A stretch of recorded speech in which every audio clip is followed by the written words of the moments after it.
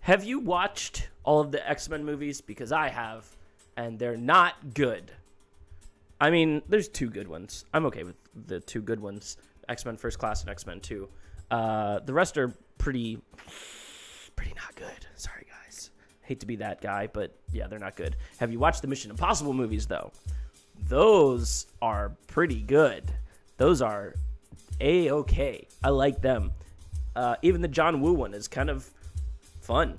So, today on Movies That Should Bang, I would like to make these two franchises bang each other. I think they're both over 18 years old now, so this is legal. This is binding. I'm into this.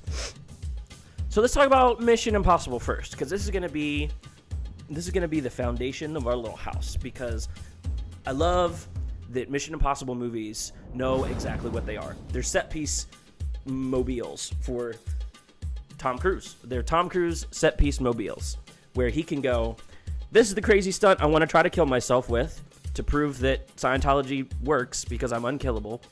These are the locations I wanted vacation in this year. Because you know that this is just a vacation tour for him. And this is the story about the government betraying me that we're going to do every single time. This new one coming out this year, Mission Impossible Fallout New Vegas, looks kind of good because it seems to be a little meta. There's a line in the trailer that goes, how many times has Hunt's government betrayed him, disavowed him, cast him aside? And I like the idea that they're kind of pointing out the fact that these movies are basically the same thing. Yeah, I like that they're kind of on the nose about the fact that all these movies are the same story, so we're okay with it now. We just want to see Tom Cruise almost die and severely break his ankle. Ouch! So, I guess if I had to rank the Mission Impossible movies, the most recent one before Fallout is my favorite. Then one, because it was like, hey, here's a bunch of famous actors from the 90s. 15 minutes in, we're gonna kill them all. That's gutsy. That's even gutsier than Infinity War. I think after that, I would like maybe 3 next, because the villain was so much fun in that one. And then what was 4? Rogue Nation. That one was okay. And then 2, I like it, but it's John Woo, so there's like doves. That's a thing. I think the reason I like it so much is the final fight, the scene where he swings the knife down at Tom Cruise. They did that for real. It was on a rope and like literally that far from his eye, and they had to do it a couple times to get the shot. And Tom Cruise was like, yep, I'm just gonna lose an eye making this movie to make it look better, but it looks amazing. So maybe I'm gonna change it. 2's the best one. 2 is the best. Trademark Movies That Should Bang. They're so much fun. But the thing that I like about them the most is the teamwork aspect. The team is Simon Pegg and Ving Rhames and a very attractive karate master woman and Tom Cruise and some new person that's going to betray him. Is Jeremy Renner coming back for these? He was kind of fun in Rogue Nation. I liked him. I like that Jeremy Renner is just okay with the fact that he's not tall enough to be famous. And he's not good enough of an actor to be famous the way Tom Cruise was famous, even though he's not tall. Poor guy. I'm sorry. That's true. Who's the real victim here? Katie Holmes. I want a vehicle for the X-Men that is fun. I'm tired of these like cringy slog movies. Like back in the 60s, the X-Men were fun and bright and about racism. You can be fun and bright and about how bad racism is. Let's bring that back. So also coming out this year is X-Men Dark Phoenix. Oh, guys, don't make me watch this movie. Don't make me review this movie, please. I don't want to do it. I don't want to watch it. I am so tired of watching Jennifer Lawrence be tired in an X-Men movie.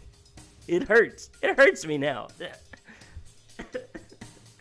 So the plot of this new X-Men movie looks like it's going to be about teenage angst.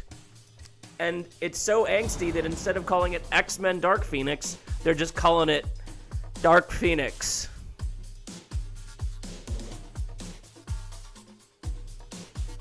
Don't make me watch this movie.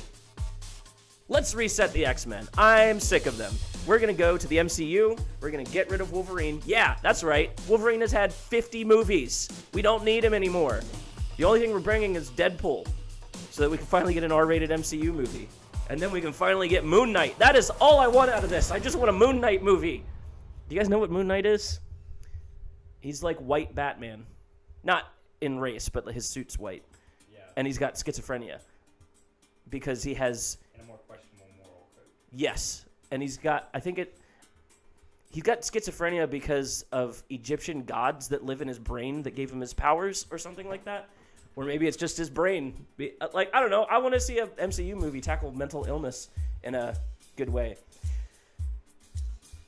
That's a side story. That's free for you. That's movies that should bang. Batman and the MCU. Batman should bang the MCU. Good God. We can have Ben Affleck be Moon Knight. Just pull him away from the DCEU. Come on, you can do this. You can do it again, Ben. It'll be fine. So, X-Men in the MCU with a Mission Impossible plot. Let's say Tom Cruise is the best thing about the Mission Impossible movies, right? Well, I've already decided Megan's the best thing about it. Oh, yeah. Well, okay. Tom Cruise up until Rogue Nation was the best thing about the Mission Impossible movies, right? Yeah. That was a very asterisked sentence. I'm going to keep him, but I'm going to make him the villain because he's so much fun in Tropic Thunder. He's going to be... let me pull something out of the air here. Mr. Sinister. And, yeah, here's the plot. Mr. Sinister, that's not his name in this. He's going to have a real name. He works for the government, and the government is going to betray a team of mutants, like a rogue team of mutants that work for them. Yeah, it's just a Mission Impossible movie. And it's going to be X-Force instead of X-Men because, again, we need some time away from the X-Men. So it's going to be like Deadpool, and we'll bring Domino over. She was a lot of fun. I don't need Cable.